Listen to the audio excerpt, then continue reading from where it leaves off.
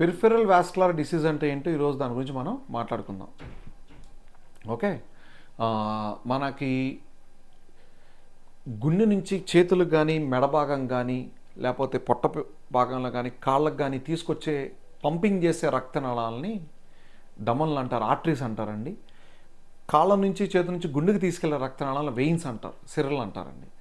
ఈ ఆర్టరీస్లో వచ్చే గుండె నుంచి బయటకు వచ్చే రక్తనాళాలన్నీ పెరిఫెరల్ ఆర్టరీస్ అంటాం. ఇందులో వచ్చే రక్తనాళాల్లో వచ్చే సమస్యలే, ఈ ఆర్టరీస్లో వచ్చే సమస్యలే పెరిఫెరల్ వాస్కులర్ డిసీజ్ అంటాం. ఎగ్జాంపుల్, ఇప్పుడు మనకి మెడ నుంచి బ్రెయిన్కి తీసుకెళ్లే రక్తనాళాలు, వీడి మెడ భాగంలో గుండె నుంచి బయటకు వస్తుందండి, దీన్ని కెరోటిడ్ ఆర్టరీ అంటాం. ఇది కనుక మూసుకుపోతే కనుక ఈ బ్రెయిన్కి తీసుకెళ్లే బ్లడ్ సర్క్యులేషన్ తగ్గి ఒక్కోసారి రక్త సరఫరా తగ్గి మనకు స్ట్రోక్ అంటాం, పక్షపాతం అంటాం, లేదా పారాలిసిస్ అంటాం, ఒక పక్క కాలు చేయి పడిపోవడం అనేది జరుగుతుంది. అలా కాకుండా చేతికి తీసుకొచ్చే రక్తనాళాలు మూసుకుపోతే కనుక వేళ్ళు నలుపు రావటం కానీ, గ్యాంగ్రీన్ అంటాం, లేకపోతే విపరీతమైన నొప్పి రావటం, లేకపోతే గాయాలు అవటం, లేకపోతే చెయ్యి పని చేసినప్పుడు ఈ కండరాలకు నొప్పి రావటం, ఇవన్నీ అనేవి జరుగుతాయి. అలా కాకుండా పొట్టకు తీసుకొచ్చే రక్తనాళాలు మూసుకుపోతే మనం భోజనం చేసినప్పుడు పోస్ట్ ప్రాండియల్ పెయిన్ అంటాం, భోజనం తిన్న వెంటనే పొట్ట నొప్పి రావటం కానీ, లేదంటే కిడ్నీలకి రక్త సరఫరా తగ్గితే రక్తనాళాలు మూసుకుపోతే కిడ్నీ ఫంక్షన్ తగ్గటం కానీ, క్రియాటిన్ పెరగటం కానీ, లేకపోతే బీపీ కంట్రోల్ కాకపోవటం అనేది జరుగుతుంది. అలా కాకుండా తరచుగా చూసేది ఏంటంటే కాళ్ళకి తీసుకొచ్చే రక్తనాళాలు మూసుకుపోవటం. ఒకవేళ పొట్ట భాగంలో కనుక మన కాళ్ళకి తీసుకొచ్చే రక్తనాళాలు మూసుకుపోతే కనుక మనం నడిచినప్పుడు పిక్కలు పట్టుకుపోవటం కానీ, తొడలు పట్టుకుపోవడం అనేది జరుగుతుంది. అలా కాకుండా ఇంకా రక్తనాళాలు మోకాల కింద రక్తనాళాలు మూసుకుపోతే గాయాలు అవటం జరుగుతుంది. దీన్ని పెరిఫెరల్ వాస్కులర్ డిసీజ్ అంటే దీనికి వచ్చే సిమ్టమ్స్ ఇలా ఉంటాయండి. మనము ఇవి ఎందుకు వస్తాయి, దేనికి వస్తాయి కారణాలు? ఒకటి, షుగర్ ఉన్న వాళ్ళ పేషెంట్స్లో, అంటే డయాబెటీస్ ఉన్న వాళ్ళలో ఈ రక్తనాళాలు సన్నబడి మూసుకుపోతాయి దీనివల్ల. తర్వాత బీపీ, హైపర్టెన్సివ్ పేషెంట్స్లో కూడా రక్తనాళాలు గట్టిగా అయిపోయి మూసుకుపోవడం జరుగుతుంది. ఇంకా మనం రెగ్యులర్గా చూసేది స్మోకర్స్. చాలామంది ఏంటంటే స్మోక్ చేస్తే మనకు క్యాన్సర్ అనేది తెలుస్తుంది, కానీ స్మోకింగ్ చేయటం వల్ల ఈ రక్తనాళాలు కూడా మూసుకుపోతాయి. గుండెలో ఎలా రక్తనాళాలు మూసుకుపోతాయో అలాగే కాళ్ళకి చేతులకు వచ్చి మెడకి తీసుకెళ్లే రక్తనాళాలు కూడా మూసుకుపోతాయి. కొంతమందికి ఈ కీళ్ళవాతం అంటాం, మీరు చూసి ఆటోఇమ్యూన్ డిసీజెస్ అంటాం, లేకపోతే రుమటాలజీ ప్రాబ్లం, అంటే రుమటాయిడ్ ఆర్థరైటిస్ కానీ, లేకపోతే ఎస్ఎల్ఈ అంటాము. దీనిలో చాలా రకాలు ఉన్నాయి. ఈ వాతం అనేది ఉండటం వల్ల బాడీలో దాని కణాలు వాళ్ళకే అగేనెస్ట్గా పనిచేయటం వల్ల ఈ రక్తనాళాలు అనేవి మూసుకుపోతాయి. ఇంకొకటి, మనం తరచుగా చూస్తే చాలామందికి వంశపారంపరంగా కొంచెం రక్తం చిక్కబడే ప్రభావం ఉంటుంది, వీళ్ళల్లో కూడా రక్తనాళాలు మూసుకుపోతాయి. వీటిలో సిమ్టమ్స్ ఎలా ఉంటే చూస్తాం పెరిఫెరల్ వాస్కులర్ డిసీజ్లో. ఇందా చెప్పినట్టు ఒకవేళ బ్రెయిన్కి తీసుకెళ్లే రక్తనాళాలు మూసుకుపోతే ఏమవుతుందండి, పక్షపాతం, పారాలిసిస్ అంటాము, స్ట్రోక్ అంటే ఎలా వస్తుంది.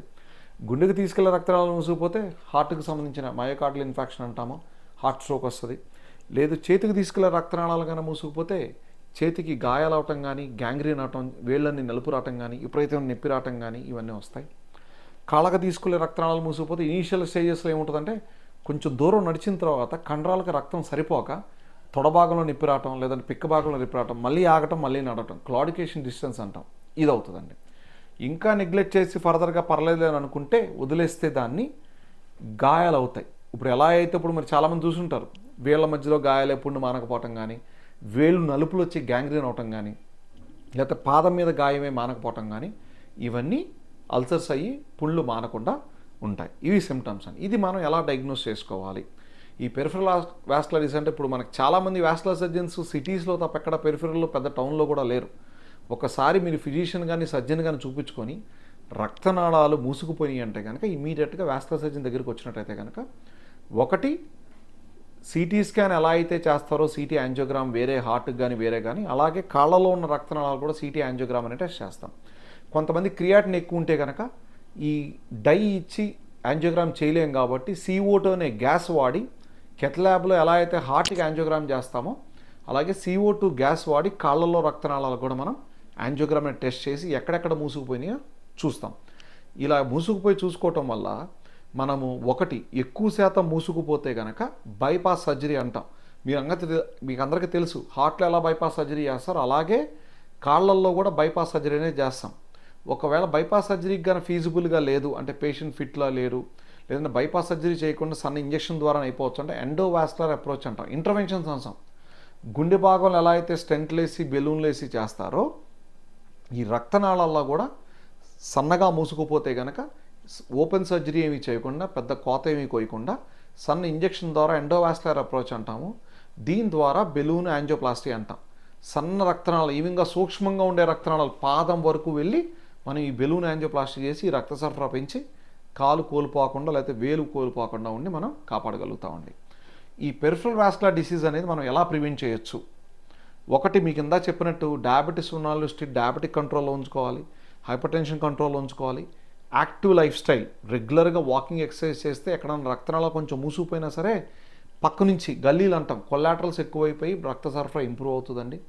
రెగ్యులర్ మెడికేషన్స్ తీసుకోవాలి. ఒకవేళ రక్తనాళాల ప్రాబ్లం ఉందని నిర్ధారణగా అయితే కనుక ప్రతి 6 నెలలకు ఒకసారి వాస్కులర్ సర్జన్ కలిసి జాగ్రత్తగా చూసుకోవాలి.